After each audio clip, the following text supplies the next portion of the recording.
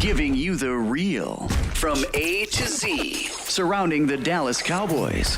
News, updates, rumors, transactions, takes, and more. So strap up, Cowboys Nation, and start your day off with A to Z Sports.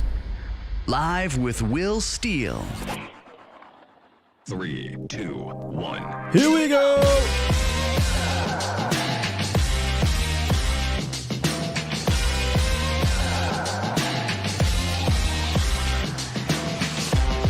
Good morning, good people. Happy Friday, happy Veterans Day. Appreciate you guys coming through. It's A to Z Sports Live in the morning. And of course, I am your host, Will Skywalker Steele. Boom!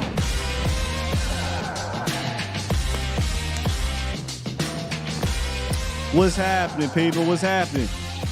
So yesterday, I went down a rabbit hole. I couldn't pull myself out of it about this passing game, and I wanted to rap to y'all about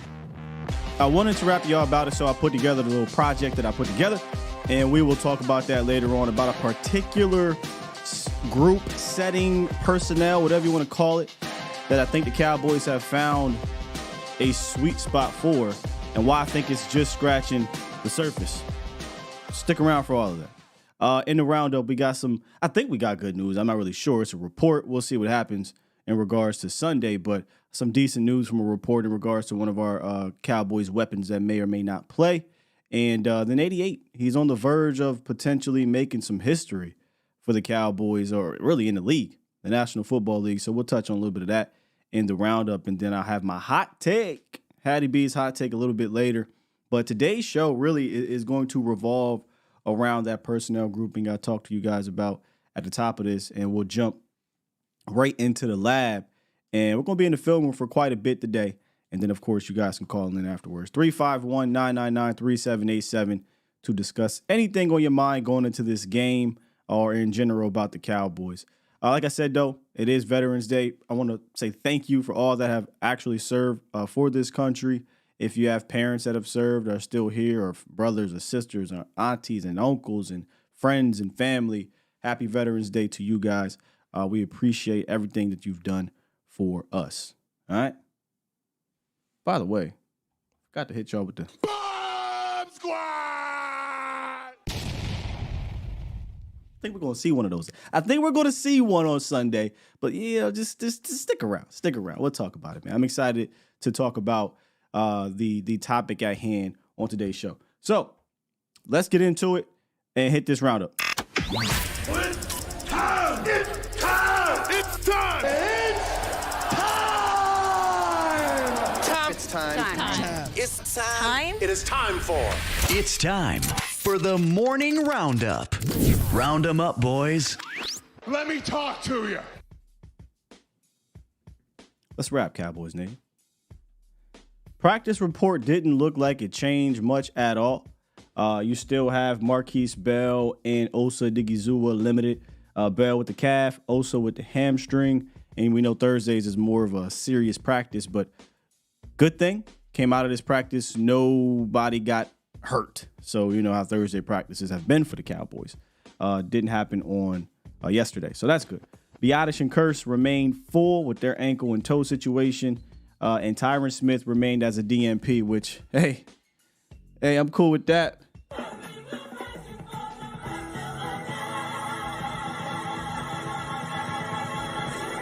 I'm all good with Tyron Smith not practicing at all for the rest of the year, if he gonna do that on Sunday.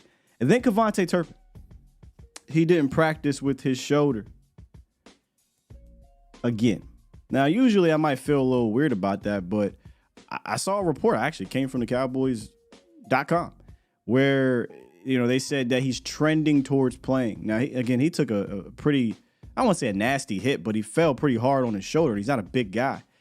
So, you know, at that point in the game, I thought maybe something with his rib or something with his shoulder, and it ended up being his shoulder. But he came back in the very next play, scored a touchdown. So, and he stayed out there. So I expect, unless, you know, it gets worse throughout the rest of the week, I expect him to play. The report from.com said that, he's trending towards playing. I'd imagine Saturday is going to be the big test. Cowboys play at home, so no need to travel. But they'll probably do their little Saturday walkthrough, see how he's feeling, go into the training room. Hey, you good to go? And then we'll get the report come Sunday morning. So we obviously still have to wait and see on Turk. But if he can get out there, that'd be great because we're still developing, I think, this portion of our passing game. I do want to say, and we'll talk about it a little bit more, I do think this is a completely different process, different plan than they had the first 5 weeks of the season. We'll say that.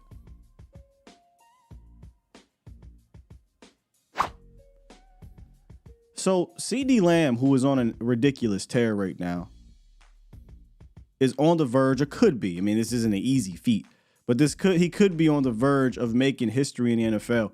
If he catches 10 passes this week and finishes with 150 receiving yards, he'll become the first NFL player ever to hit those totals in 3 consecutive games.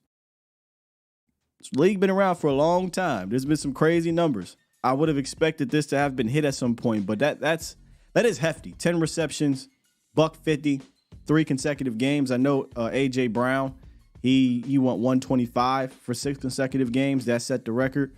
If you remember, our hot take last week was I think the Cowboys will end that streak because the Cowboys were only giving up 171 total to receivers. So that would have been, roughly 80% or so of yards on one guy. Just didn't think that would happen. Stick around for the hot take later. But CeeDee Lamb getting 10 receptions and $150, not out the question. I mean, it's not like it can't happen against the Giants. The Giants are reeling, right? The defense is reeling. I don't know if you guys have been paying attention, and gals. Xavier McKinney, he called out the coach. Really didn't go over well, apparently, in that locker room. The coach came out and said something. The players don't. It's weird.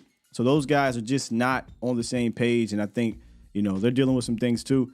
I think this wide receiving group can continue to eat, and it wouldn't shock me if CeeDee Lamb did it. I don't think he will because I have something else, but it wouldn't shock me. Not at all. And that kind of leads me into the Cowboys finding that sweet spot, right? Like they found that sweet spot with CeeDee Lamb. They found that sweet spot, get out of here, with this passing game. And it's on the backs of 88, 87, and 3. I want to go more into it in a second, but let me hit the chat as we got more people coming through up in here. I don't want to keep record of the takes, but last week we did hit that one. I was pretty happy we hit that one, because A.J. Brown needed to end that streak, but we lost though, so it don't really matter. I would have expected that too, Spot. I would have expected that too. Megatron not hitting that is interesting to me. It's interesting. They really didn't have a whole lot over there with Matt Stafford, maybe T.O. And I was thinking maybe a T.O. Randy Moss, not so much. I know this is going to sound crazy. What do you mean? Moss, one of the best ever. But 10 receptions. Like, Moss didn't need 10 to hit $150. Moss get $150, we know personally, 3 catches. So, 10 receptions, that's pretty high. I'm thinking more of like a possession type dude. Thought maybe that'd be hit elsewhere. All right, so like I said, man, I think the sweet spot has been on the backs of 88, 87, and 3. And I know the latter. Y'all probably like, what are you talking about, Sky? He's MIA this year. Fair enough. And he is kind of the last part of this whole thing that they're waiting to see explode, right? The explosion part of Brandon Cooks hasn't hit just quite yet consistently, but it might not be that far away. It might not be. I think they found something. We talked about this a few weeks back where I think each week you have to hit a certain number of targets for CeeDee Lamb, Brandon Cooks, and Jake Ferguson.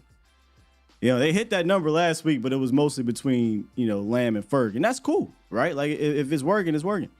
But moving forward, I do think you will see 3 get more involved in that aspect. But Mike McCarthy spoke on self-scouting, right, and carrying things forward. And that's what got me kind of to go, it didn't get me going in here to look at it. I was looking at this Brandon Cooks project, and I just noticed something. And when we talk about those three guys, I noticed that there was an alignment that those three guys were just absolutely killing it. And look, they've been killing it. They've had a bunch of positive things happen for it. It's not always even with those three dudes. Like, one of those guys might not even catch the ball in this alignment, right? But I think they caught something about a month ago, and they are stacking it. They are trying to do different variations from it. They're trying to carry forward, is what Mike McCarthy said, from said alignment. But this is Mike actually talking about, it was a great question by KG, by the way. Shouts out to KG, 105 through the fan. And Mike has spoke about carrying things forward and different variations. And that got me to thinking, you know what? I mean, that's something that I am noticing, week after week after week over the last month of the season. But here's Mike.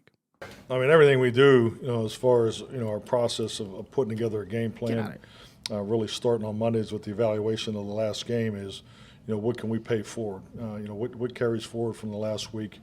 Every meeting, whether we start normal down and distance in the run game, pass game, and build it through the situations that started with self-scout. So, we need to clean our own house, every day to make sure, because, once again, we can't build and grow and get into variations of concepts and things like that if we're not strong in the foundation of our base concepts. So, to me, that's what coaching and, we talk about our process, our system, our game plan, procedures, how we practice. That's everybody does it a little differently. So, but to me, it's about keeping, farming your own land, keeping your own house clean. So, and that's when we do that, throughout the week in the game plan, and then the feedback from the players once you watch the practice, and just keep working it, and just stay on top of your volume. A couple things right there that kind of stuck out to me that we were kind of just talking about. But what carries forward from last week? Build and grow in our variations. We always talk about variations with Mike McCarthy because he's trying to build those and then adapt from them, and then staying on top of your volume. And that goes back to, well, did this work the week before? How do we build on top of that? And again, that's something that I think I've seen them do. Get back here. I've seen them do all three of those things. I've seen them carry forward from a week prior in regards to this passing game, grow in those variations / concepts, and they stayed on top of the volume, or they're increasing the volume in said alignment. And that alignment I'm talking about is with Jake Ferguson, CeeDee Lamb, and Brandon Cooks being on the same side of the field, whether it be in trips, whether it be in a trio situation, whether it be in a strong formation. But they have absolutely found something, and it's been a problem for teams to deal with. And if you notice, they actually went into that formation at the end of the game, 3 consecutive plays, offsides, full start, and then the next play was a sack. They didn't really get creative. It was just, for whatever reason, everybody just run into the end zone. Had they got a little bit creative, I think they would have got something out of it. But nonetheless, they know that is our money formation, or at least that is our money alignment.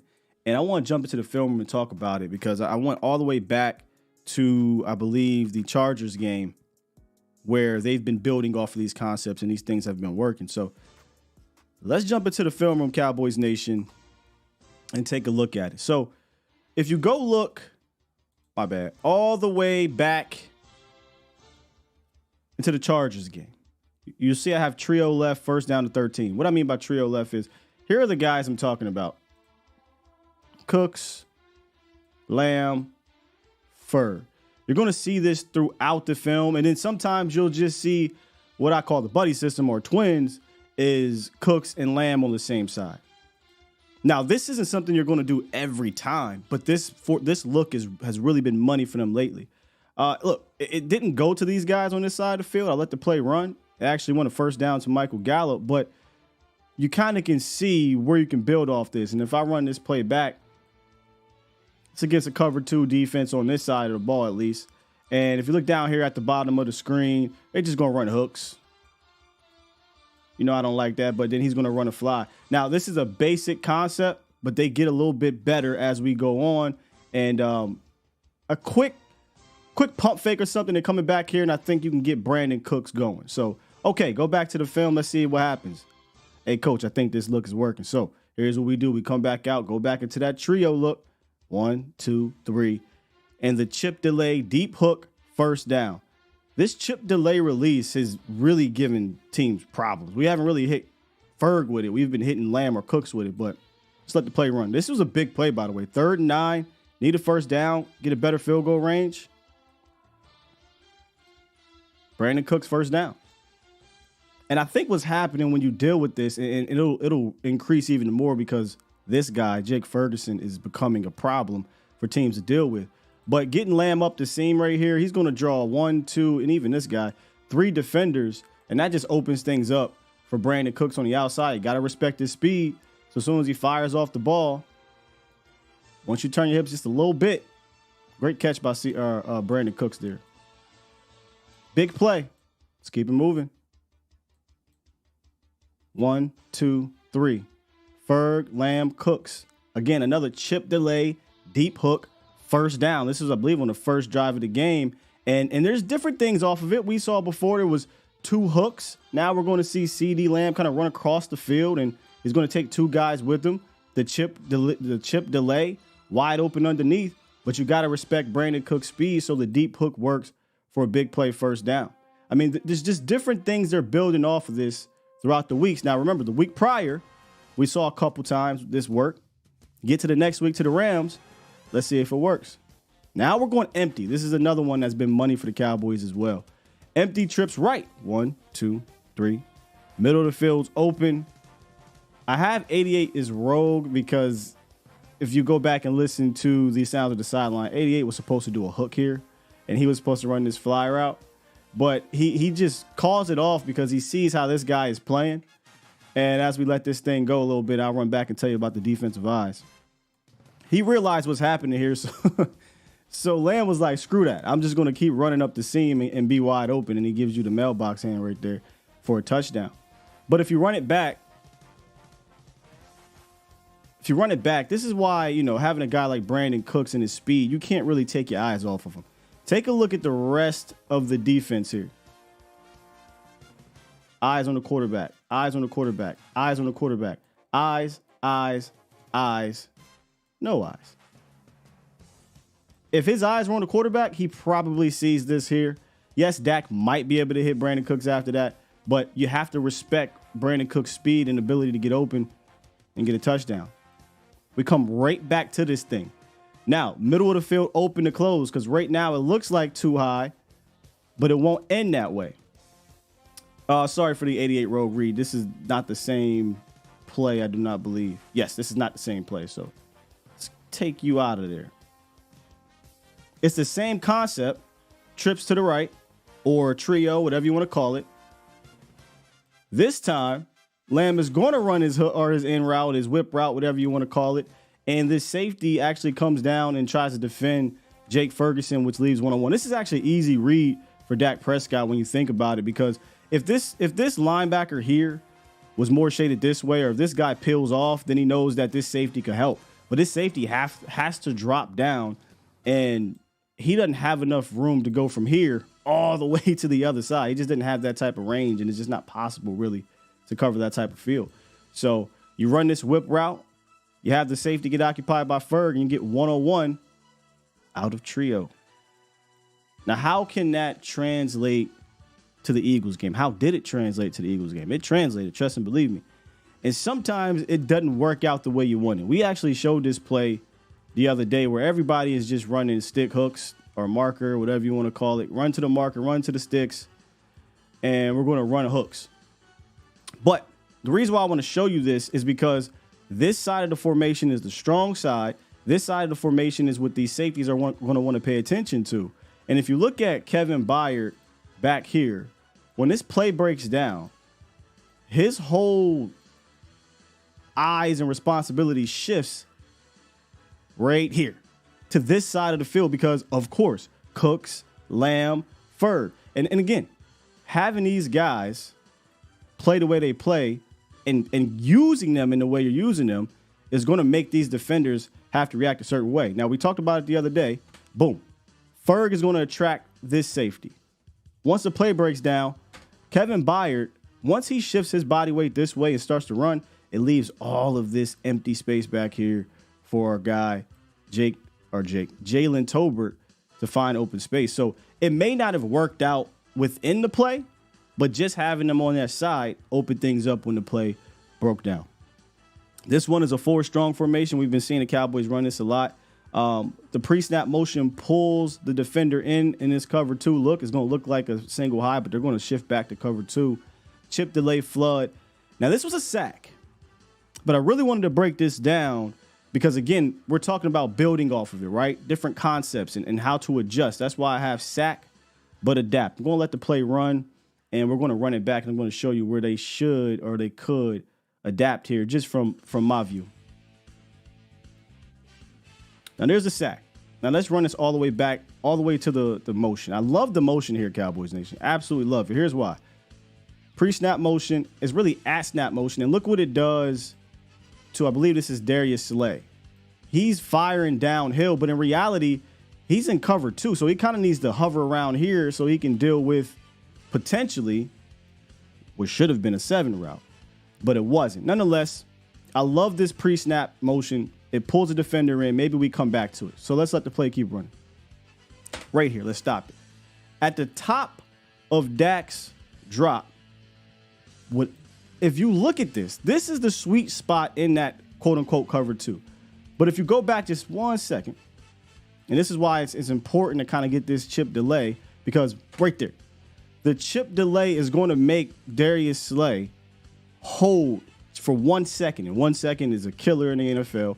And it creates what, y'all? All of this open space to hit the sweet spot. There's a problem. Probably like, well, Sky, at the top of the drop, just let it rip. Here's a problem. He runs a hook. And Lamb doesn't peel off into his deep 7 until the 35-yard line.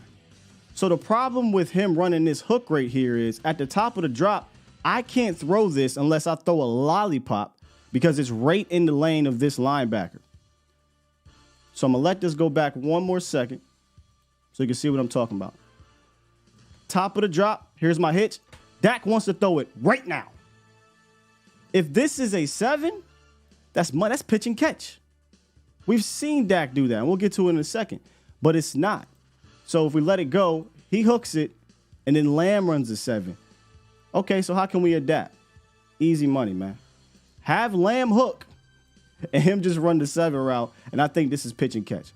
Frustrating, yes, but it's fine. I think you can build off of this. And I want to show you from the other angle why we couldn't get this off in regards to the pass protection. So let's fast forward a bit here. There's the motion. We get to the top of the drop. Here's a hitch right there. That's where we want to go for the 7 route. But Lamb hooks it, and he hooks it right in that eye line or that eyesight of the linebacker, and we can't throw it, and the protection breaks down. We can't step up and evade, and we get a sack. And there's also another view here if you guys want to see it from the quarterback side. Once again, got the motion. We want it right there. We want to rip it right now. We can't rip it because we don't have the 7 route, and we're waiting for CeeDee Lamb, who, look at the top of the drop, right? This is at the top. Lamb doesn't cut off his route until he gets about right here where the safety's at. So you can say, well, Sky, why don't you just anticipate it and throw it? You can't throw the ball right here. Not while CeeDee Lamb is right here. That's just not possible.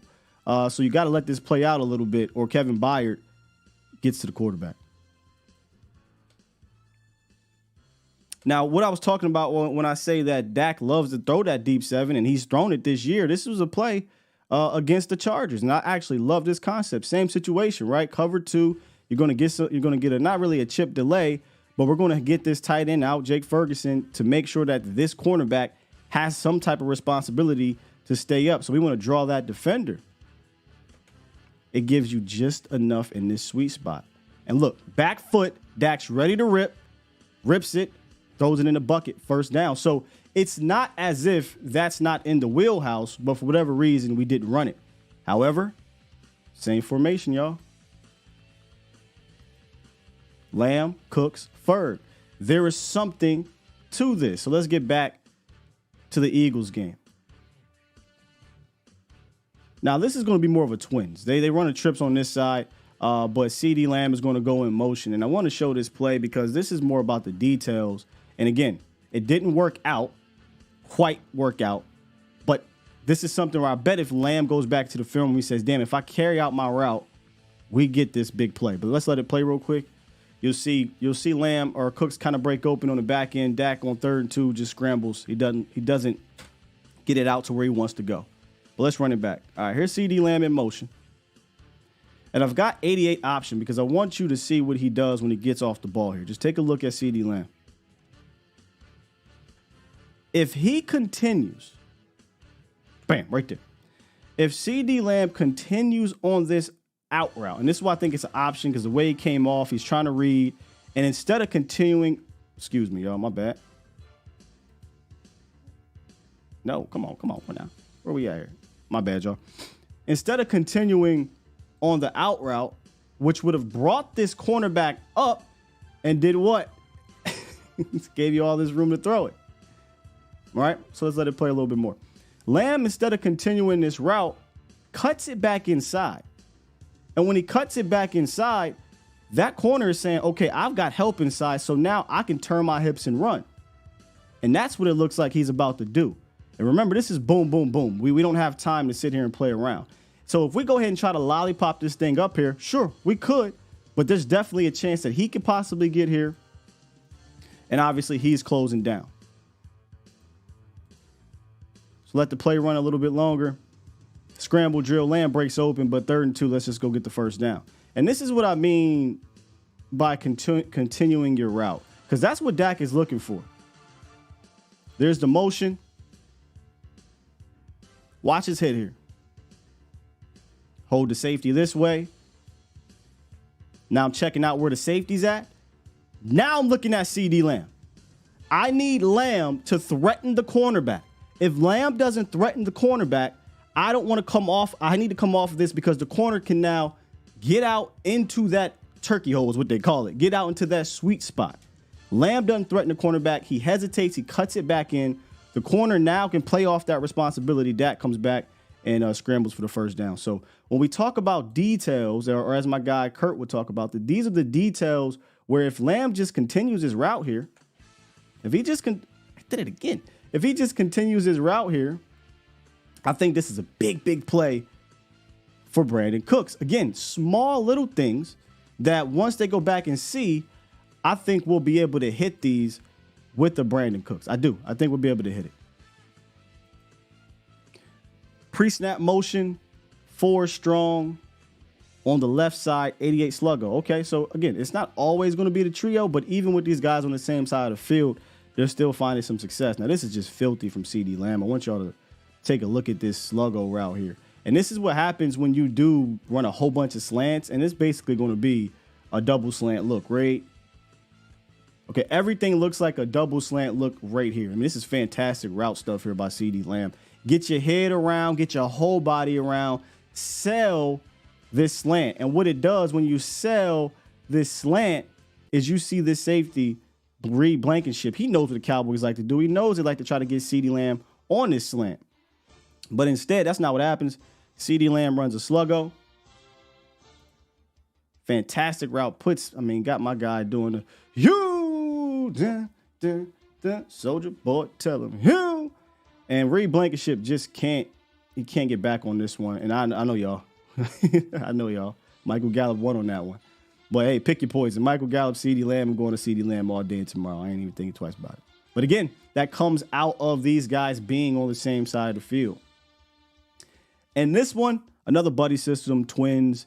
This was more of a detailed situation here with CeeDee Lamb as well, where I believe this was on a 3rd down. I can't quite remember. It was a big play, but I just want y'all to take a look at CD. So we got a pre-snap motion, and CD kind of hesitates off the line of scrimmage, right?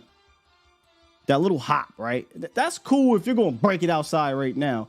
But CD hops, and he goes inside, and all he does is he allows Nakobe Dean to get a clean hit on him, and we don't really get a free release.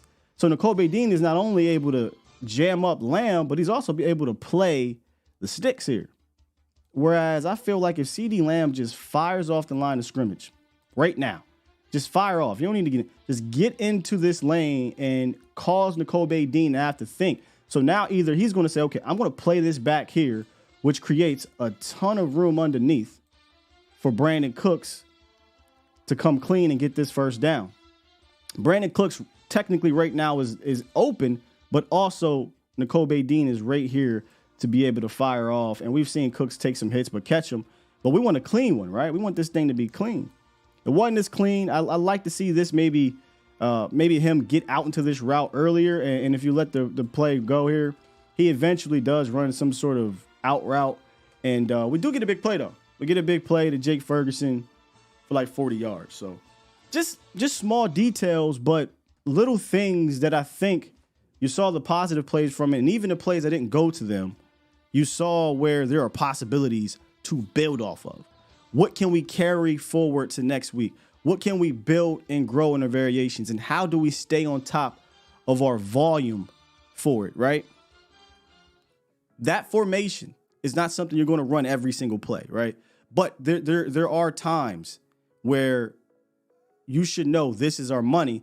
This is where we need to go. And it's not always the trio or the trips or the strong. It can be the twins. It can be that kind of duo set with Lamb and Cooks on that side. And where I think we'll need to be more deliberate is shaking Cooks open too. Because right now, Cooks' speed is kind of creating a lot of space. So teams say, hey, we'll just back off. And that's why you see the deep comebacks and things like that. But there's another way I think we can get Cooks involved, Cowboys Nation, where we don't have to worry about the deep comebacks. And if they want to play back, that's fine.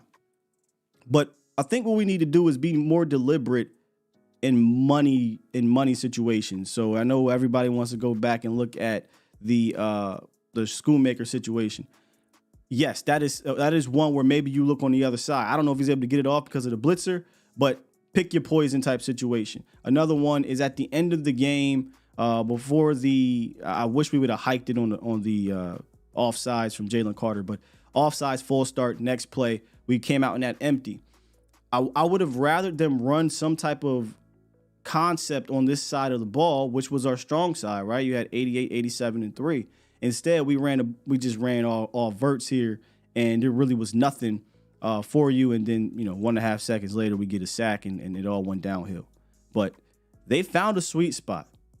Now it's a matter of building on top of that sweet spot. And I think the next part to hit that next level is getting our guy Brandon Cooks involved. Right? That's the next part to doing it, because Jake Ferguson has benefited from it. CeeDee Lamb has benefited from it. And when they've decided to throw a wrench into it by putting maybe, say, Turpin or Gallup or Tolbert in that kind of trio set, and then they'll isolate Lamb, right? So that really is their money set.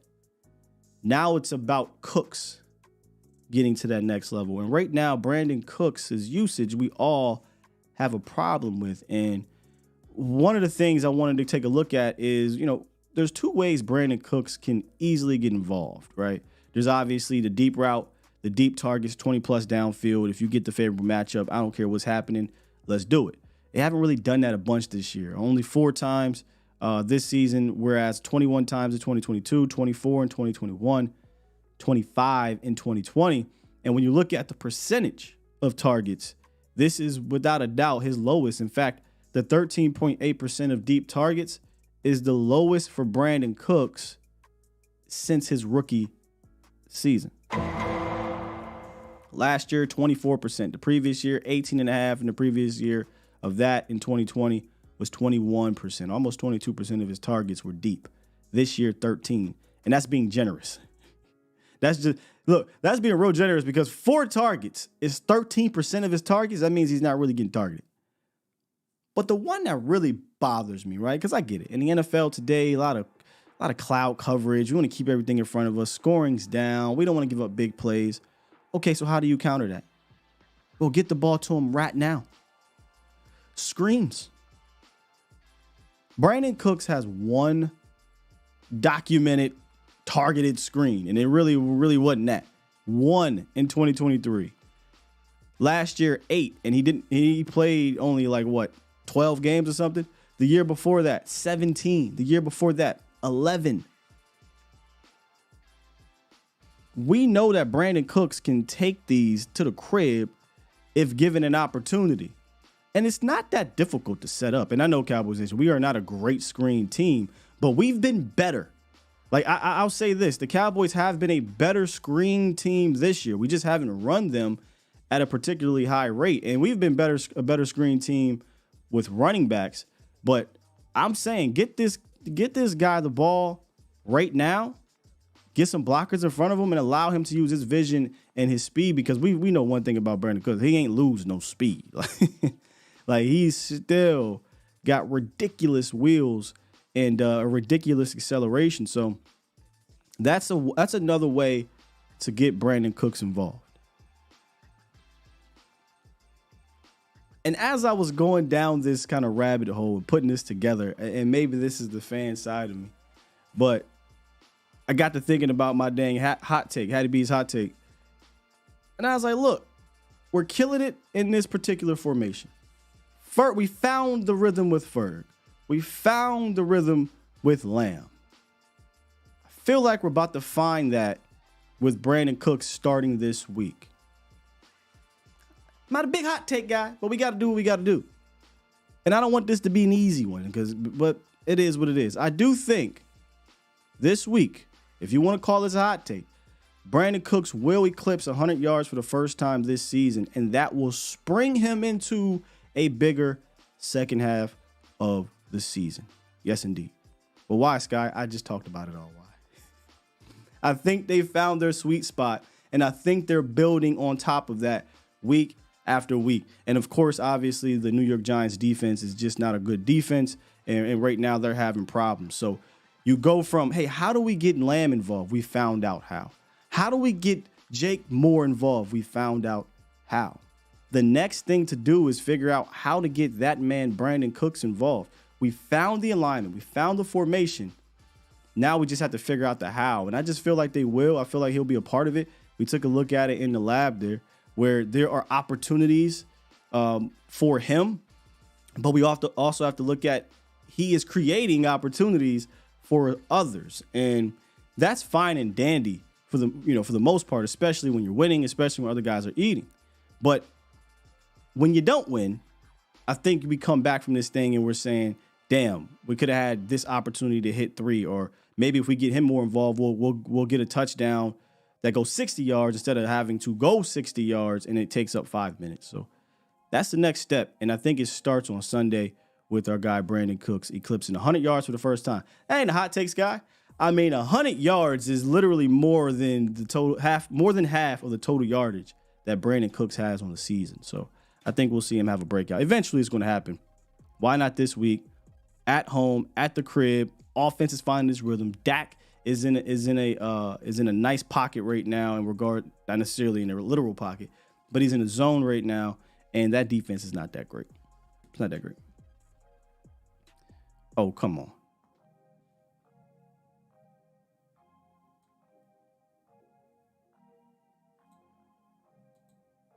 Oh, all right, it's not working. That was my Hattie B's hot take, Cowboys Nation. Trying to get this thing to, okay, there we go. I think it'll work now. Yeah. Hattie B's. No conversation about the best Nashville-style hot chicken is complete without a serious mention of Hattie B's, okay? Founded in Midtown Nashville in 2012, they are renowned nationally for its authentic Nashville hot chicken. The fast casual eatery has a new location in downtown Dallas, Deep Ellum. If you haven't been near the culture down there, they fit right in with it. And we know they have a ton of different levels of heat, right? They got the southern, mild, medium, hot, damn hot, and shut the cluck up. So what makes Hattie B's hot chicken beloved? Each free-range, humanely raised chicken is brined, hand-breaded, and fried to perfection. So use the link in the description, which I'll put in there afterwards, to sign up, or visit HattieB.com by going to signup.thanks.com and /A2Z Dallas. Something else we're doing. There is no trivia. The trivia has ended. Appreciate you guys who have won and participated. For those who did win, I have given your information to our people. I'm not sure what happens from there, but hit me up if you haven't received it. I'll make sure I keep my foot on their necks to make sure that you get it. But there is something else we're doing. I kind of want to just tease it a bit here. And this is cool. Shouts out to Hattie B. They're doing a Teacher of the Month. Every Tuesday, we will have the link in the description where you can nominate your favorite teacher, and they could win a $100 gift card and lunch catered for up to 100 staff members in your school. And we were having this conversation a few weeks ago about, these teachers and just the respect I have for them. It's kind of cool that Hattie B's is doing this. So on Tuesday, I'll go into more details about how to do this, but every Tuesday, we'll be nominating a Hattie B's Teacher of the Month, and we'll definitely give you guys the winner of that. And whoever wins gets a $100 gift card and lunch catered for up to 100 members of the staff in that school. So pretty cool stuff from Hattie B's. All right, we can hit the phone lines real quick before I wrap to y'all. What's good? Jake the Great. What's happening, Scott Walker? Bomb Squad, good morning. Good morning. What's up, man? Hey, Scott Walker, I know we done moved on to the Giants, but there was something I seen last game, and I've been meaning to call you and ask you about it. And I want to know, what do you think it was? Do you think it was like a Dak audible, or is this some kind of like scheme Mike McCarthy is doing, right? Because I've seen it twice. They lined up in like shotgun with like 3 wide, or maybe it might be 2 wide and a tight end. Then Dak immediately did something, and they went into Dak under center, and they ran the ball. And they did it twice. So I'm just thinking, like, do you think that's like some scheme where Mike McCarthy showing like finesse, like pass, and then immediately shifts it to the run? What do you think about that? I'm not sure. I'd have to see the play, because sometimes what teams will do is they'll come out, and we've done it a lot last year, is we'll come out and it's like right out the huddle, we're sprinting to the line of scrimmage and we're showing one thing, and then baked into the play is they'll condense it and it's a run, or they'll come out condensed and then right away everybody breaks out. They did this a lot in 13 personnel. They'll break out, spread out wide, and it's a pass. So I'd have to see the play, the mannerisms, how it happened. I don't know if this was a situation where we get to the line of scrimmage and we're like, here we go, and it's 25 seconds on the clock, and he's just kind of trying to get him off sides, and then now it's kill, and then, because then that would be an audible. So I'd have to see the mannerisms of the play to understand, to give you a good answer. All right, because see, that's what I was thinking, but I didn't hear the kill. So I'm like, man, this is kind of weird. I believe probably was baked in then if it wasn't like a kill or an audible. Oh, okay. Well, that was the only thing that had really been on my mind. I've been kind of falling back lately because, I've been like, the Cowboys been taking me through an emotional roller coaster. But, well, one thing that I've calmed down this year, because this is Dak's year 8, and I'm like, if he's going to get it done, he's going to get it done. I had like no pressure. And that game against Philly, like I honestly, for losing a game, I really didn't feel bad. All the things that you've been asking for with this little orbit motions, like I seen them, and it's like, maybe it's a sign of good things to come. So, Cowboy Nation, let's keep rolling, man, and great show as always. Jake the Great, I'm out. Jake the Great, appreciate you, big dog. Yeah, it's a tough pill to swallow. I hate Philly, so I wasn't trying to lose to them. I mean, there's really no moral victories coming out of this. But all I can do is, or at least here, for me personally, is, after Monday, get the emotions. Tuesday, you watch the film, or you're watching on Monday, but Tuesday we break it down, and then Wednesday we're just trying to figure out, well, what can we carry over to next week? What can we scrap? How can we adapt? And, going back to just a lot of things in the passing game, a lot of things that the Cowboys are just feeling right now, and I just think it's scratching the surface, man. I do. I think we had this conversation the other day where Jake Ferguson is about to have to be taken seriously. And if you go back and look at that first play I showed you in, I think it was the Chargers, when he's lined up inside in that trio situation, they're not really paying attention. But obviously, it's Jake Ferguson. He's a weapon or whatever, and they have to take account. But they're not really going crazy. And then fast forward to the Eagles game after Jake is getting busy. And he goes up the seam, Reed Blankenship is crashing down. Linebackers are trying to find him. There was one play where there was literally 3 people paying attention to Jake Ferguson. So that's going to continue to open things up and for other guys. And one of those guys, I think it'll be Brandon Cooks. But Brandon Cooks has opened things up for guys as well, and CeeDee Lamb. So those are your guys, man. Build around that in the passing game. CeeDee Lamb, Brandon Cooks, Jake Ferguson, and just Turpin when he gets involved here and there, Tolbert. That's how you kind of build out from there. Those guys will, I think, be the recipients of the attention those guys will get.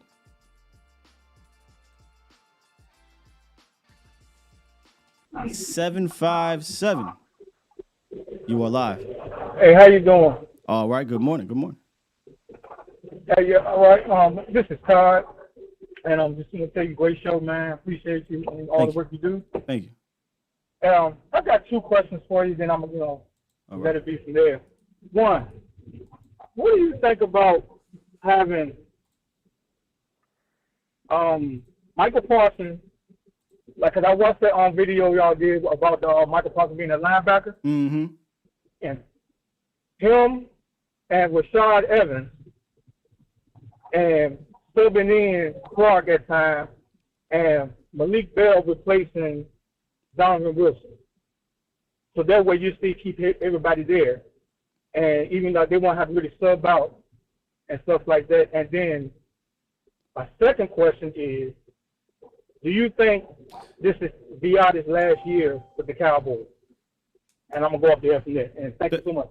Okay, all right. Appreciate you.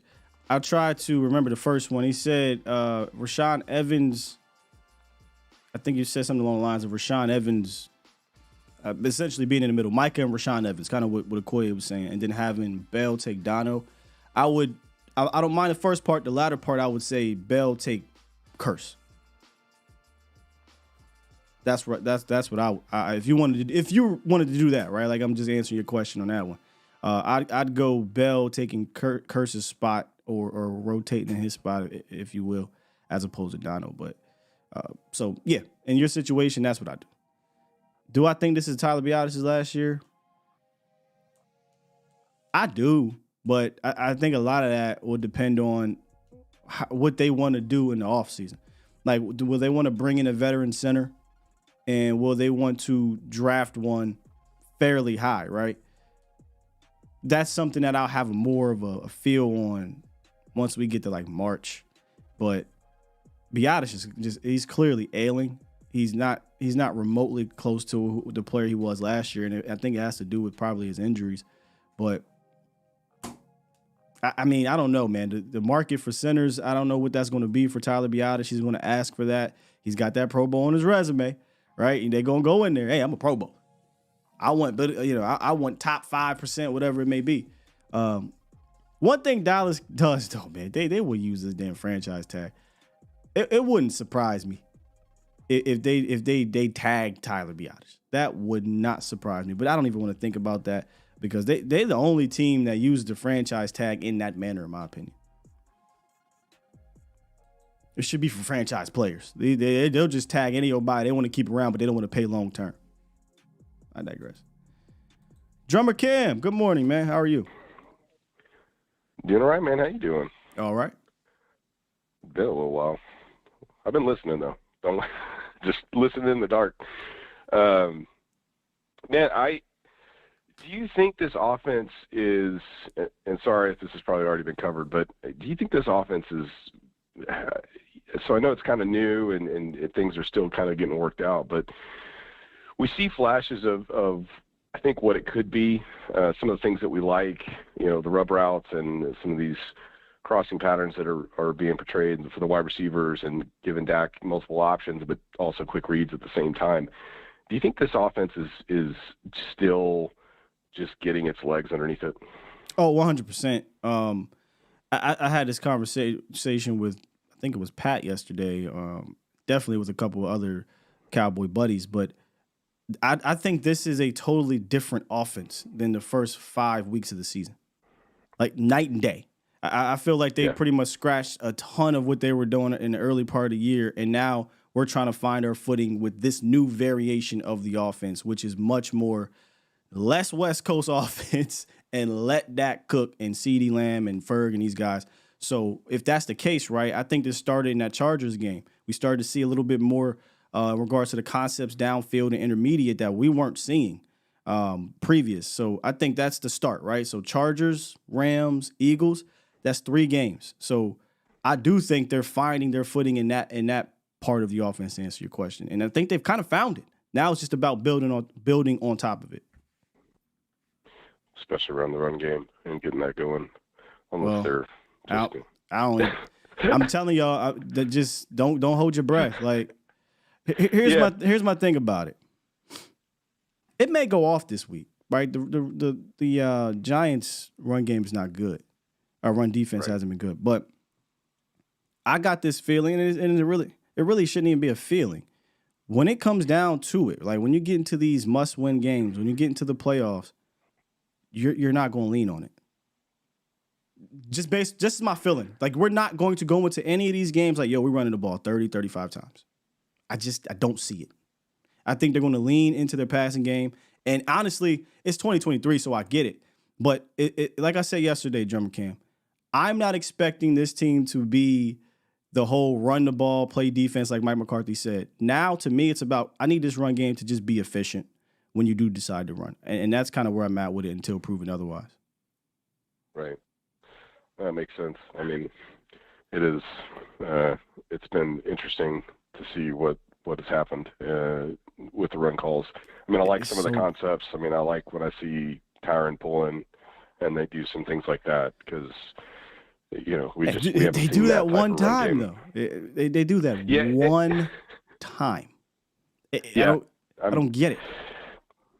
Go watch San Francisco. They will pull Trent Williams 17-11 times in the game just to get CMC on the outside. But yeah.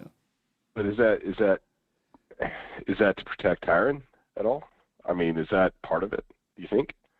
Has Tyron been injured in the game this year yet? I mean, not really.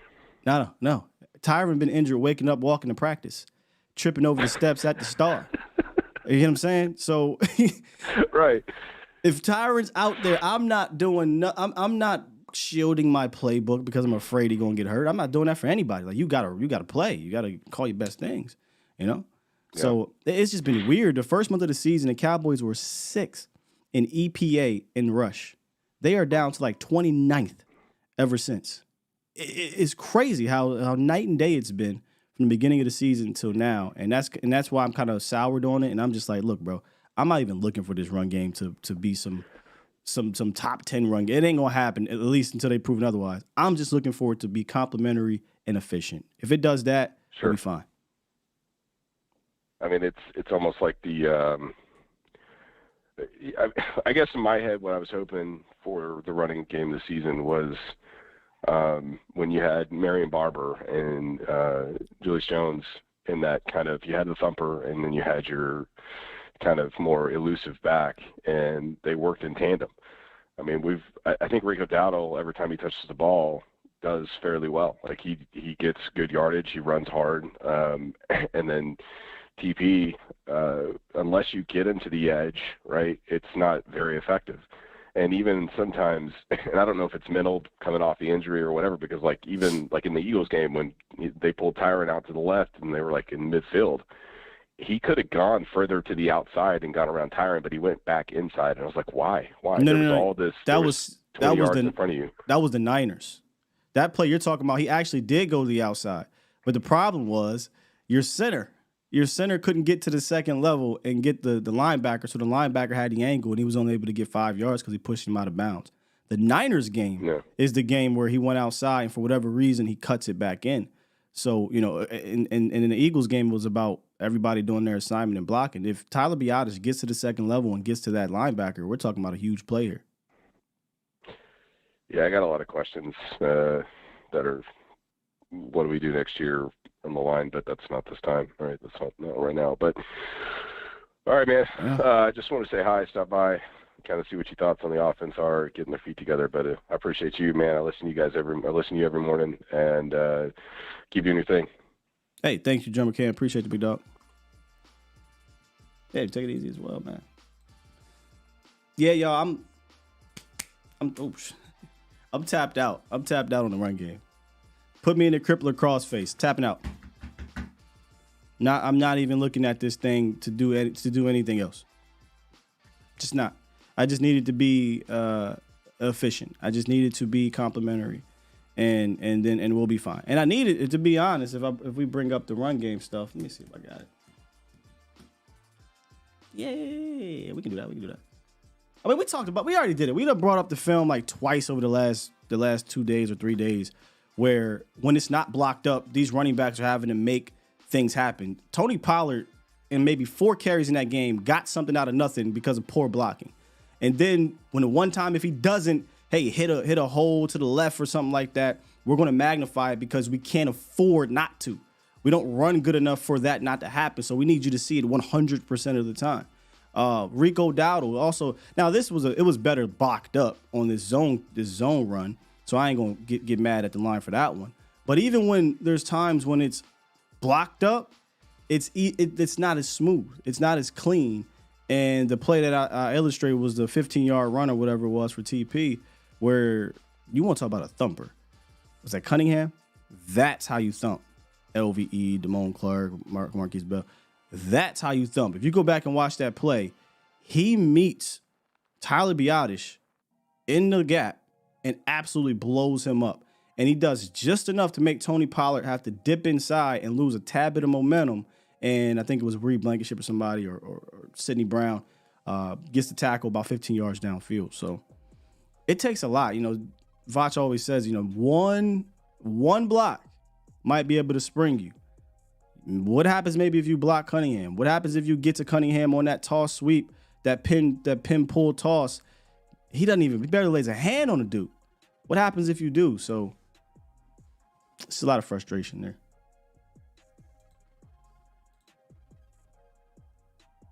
Today is the 10th. I saw a dub get dropped there. Appreciate your 113. He dropped a dub in the super chat. And he says, brother, you are one of the few that I respect your game film content. Appreciate that, man. He says, this video is actual and factual. Question is, why does it seem like the coaching staff doesn't see what you and very few other YouTubers are seeing? Oh, I know. They're seeing it. 100%. I appreciate it. What? And this is why I think they're seeing it is because they've been doing the 3 things that I took away from that interview, right? Or that press conference. And that's carrying forward from what's working, building and growing in our variations, and staying on top of the volume in regards to, these formations, not necessarily other things like the run game and whatnot, but these type of formations. I do think they are finding success and they're staying with it. If we flip this, right? If we say, well, what's the run game side of it? What do they do well running the ball? It's zone. It's zone blocking, and really it's with, if we can just get Tyler to just find a little something. It's the zone blocking. It's definitely from the left side of your offense, man. So I would stay with that. Let Rico and TP have options, right? Let them have options to cut it back, cut it up, or whatever, because we've seen both of these dudes, when they plant that foot in the ground and get downhill, one or two things can happen if it's blocked up right. TP is going to spring for a big play, right? He's done that in almost all the games. He's had at least a 15-yard play, I think, in 5 and 3, like 7 of the 8 games or something like that. Or Rico is going to get downhill fast, and he's going to make somebody feel his pain at the end of this run. So, and that's why I like zone. I'm big on zone because then you can build off of it with the play action and all this other thing. I'd rather run zone in today's game than the power concepts, unless you got a Derrick Henry or something like that. And even then, Derrick Henry, I think, is best in zone because he can get downhill and he can read and things like that. So I've just been always been a fan of it. Maybe because of Bill Callahan, maybe because of Mike Shanahan back in the day. I just watching him plug and play anybody, bro. Orlandis Gary, was it? Obviously, TD, Hall of Famer. But it was like he put anybody in that scheme. It worked, and it's because of how they ran their zone. And it never was like, oh, we got a 5 Pro Bowl lineman. I'm just a big fan of zone run. I think it's so many things you can build off of it. And the Cowboys had some success on inside and outside zone concepts in this past game, but this wasn't a game to run. Moving forward, though, there may be some games, but I'm still going to stand 10 toes down. I don't believe this is going to turn into a running team. Just don't. Tyrone, I wonder what the true reason, because you have Coach Shoddy, who has good running schemes, but all you see is draws. I wish we run a draw. It's just shotgun counter. Draws work.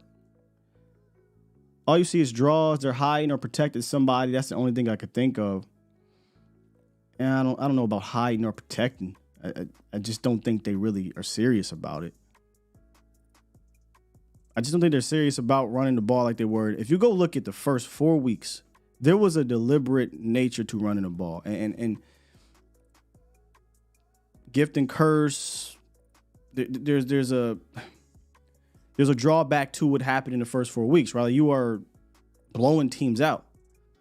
Also, you're running the ball early on downs, and that's just not the most successful thing to do, right? You want to throw the ball, but when you go look at Tony Pollard's first down carry, he's averaging like 4.7 yards per carry on first down. So it's not like it's bad, but you can average obviously more yards on that play if you throw the rock. So it's about finding that mix. And again, I'd go away from it. I shouldn't say I'd go away from it.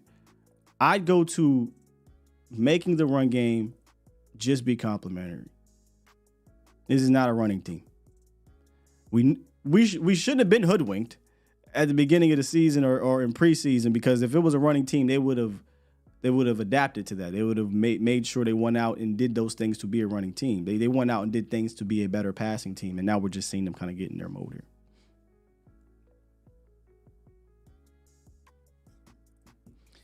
You got to settle on a set of run plays. Well, it says, Mark, you got to settle on a set of run plays. They're about the same. They got a set. They said it's shotgun, counter, pin pull. They'll have success with that inside zone, and they'll do it like 3 times. You know, I'd run that to death. Oh, I'd run that to death, man. I do believe Tyler B is hurting, trying to get it out. I do believe Tyler B is hurting, trying to gut it out, and of course, still is trying to recover from the ACL. Sure. Yeah, I mean, it's really obvious to see, man. Tyler Biadasz can't get to that second level, and I didn't think I was gonna go down the Tyler Biadasz hole, but I'm remembering vividly. I think it was against the Saints a couple years ago, seeing Tyler Biadasz at the second level. Might have been last season, but he was right now. I mean, he was getting to the second level quickly. Is athletic, and it was impactful. Man, he's struggling to get to that. I think everybody really is, maybe aside from Tyler Smith. Tyron's been fine there too, but not been the case for Terrence. Zach has even had some issues sometimes, but it's sometimes. Zach is more often than not getting to the second level fine, but Tyler Biadasz is struggling at that second level, man, and that sometimes that's what it takes to break something off. Kellen was big on bubble screens. That would work well with Cooks now, not so much with Big Mac. I mean, that's the one. That's the last piece of this grouping that we're waiting to explode. And once he does and you put it on film, now teams have to adjust to the production. Right now, teams are just flat out respecting his skill, and that's fine, right? But if you say, all right, look, you want to do this, you want to play back on Cooks, cool. We want to hit you with a screen. And if you do these a few times, now teams have to really pick their poison. All right, we're going to play back and possibly give up a big play on the screen, or we're going to play up and give up a big play behind us. No stone unturned. No stone unturned. That's how I look at it.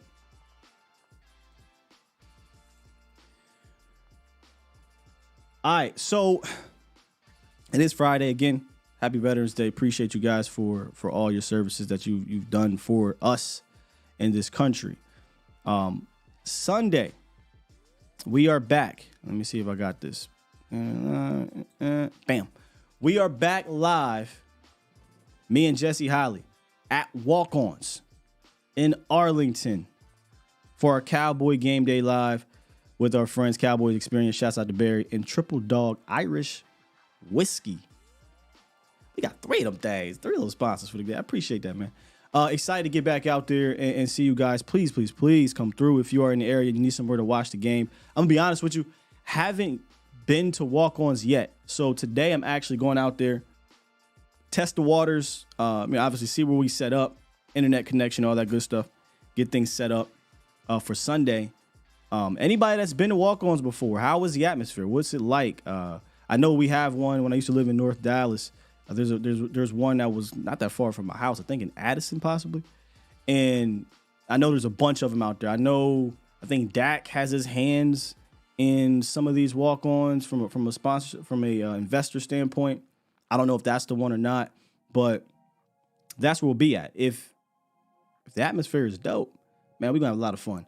If it's not, we're gonna make the atmosphere dope. We're gonna get Bomb Squad there and we're gonna have fun with it and enjoy ourselves. And I know it's not the most exciting game of the season. It's going to be a while till we get to one of those, probably week. What's the game? Seattle. So the game after the Washington football people. I think the Washington football people game will be exciting. What are they, 4-4? They're 500 right now. It's not a bad football team. It's a feisty, competitive football team. So, yeah, that's the one. That's the one. We'll talk about it when we get to that Thanksgiving Day game. So we won't even be there Thanksgiving. Just thought about it. They're closed at walk-on, so shouts out to them for respecting the holiday. For the first time in the last 3 years, I'll be off on Thanksgiving. Thank goodness. Get to kick it with the fam. So, but after that, we got Seattle, and I think that's the game I think people will kind of start tuning back in. But y'all know me. I don't care who we play. It's on. I don't care who we play. All right, one more refresh. I appreciate you, Web, for the super chat today. Do me a favor on your way out, Cowboys Nation.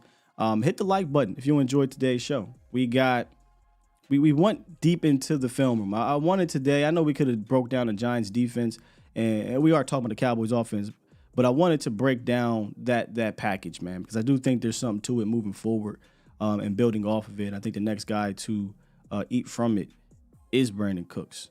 We also did our hot take of the week, and that was about Brandon Cooks hitting the 100-yard marker and that springing him to a bigger second half of the season. If you missed the show, y'all know what to do, man. Hashtag run it back, gang. All right. I will see y'all on Sunday, whether it be live in person at Walk-Ons or y'all just gonna catch me and Jesse here. Game Day Live, pregame show, halftime show, postgame show. We wrap it to y'all then. With that said, it's Friday. As my guy, Brother L, would say, drink the water, keep your mentals right, take care of your chicken, be safe out there this weekend, and I'll see you guys on Sunday. So I'm going to hit this button. Push the goddamn button. Push the goddamn button. And get up out of here. Heading down to Walk-On soon as this thing ends. From the looks of it, it looked pretty nice in there. You know what I mean? It looks nice. And that's a big part of it, too. You don't want to be in a hole-in-the-wall place, and Walk-On is anything but that. And going from Texas live, boy, they set the standard high. They set it high, man. All right, we out of here. Love y'all.